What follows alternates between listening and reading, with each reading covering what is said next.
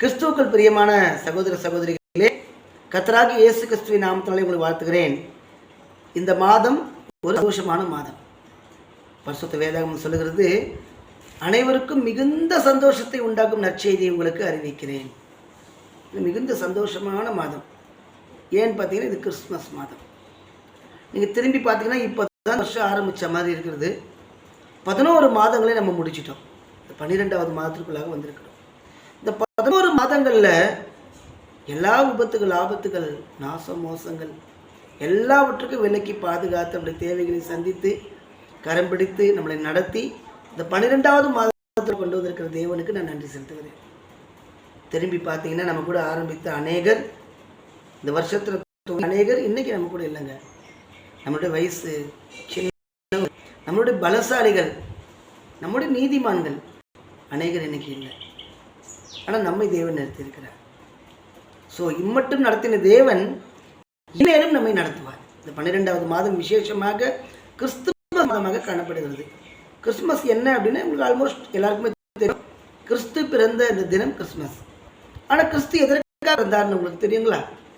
பரிசுத்த வேதாகம் எப்படியா சொல்லுகிறது? மத்தேயு எழுதின புஸ்தகம் 20:28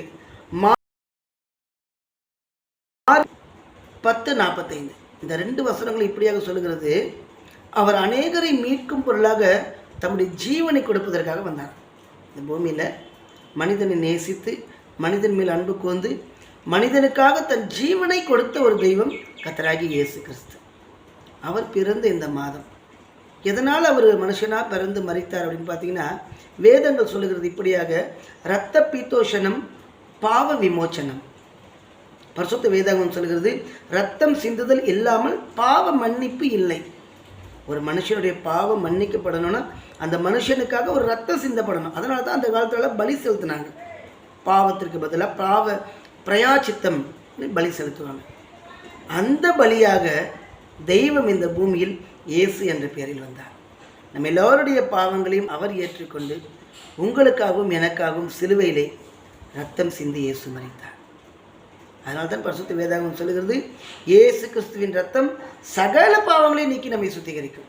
இதை பார்த்து கொண்டிருக்கிற நீங்கள் யாராக இருந்தாலும், உங்கள் வாழ்க்கை எப்பேற்பட்ட பாவமாக இருந்தாலும், நீங்கள் இயேசு கிட்ட வரும்பொழுது உங்கள் பாவங்களை எல்லாம் மன்னித்து உங்களை பரிசுத்தப்படுத்த இயேசு வல்லவராக இருக்கிறார்.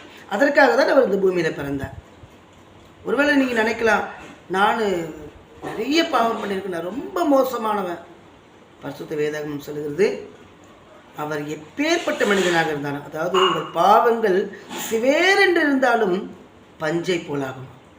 ஸோ நீங்கள் எப்பேற்பட்ட பாவியாக இருந்தாலும் உங்கள் பாவங்களை மன்னிக்க இயேசு வல்லவர்.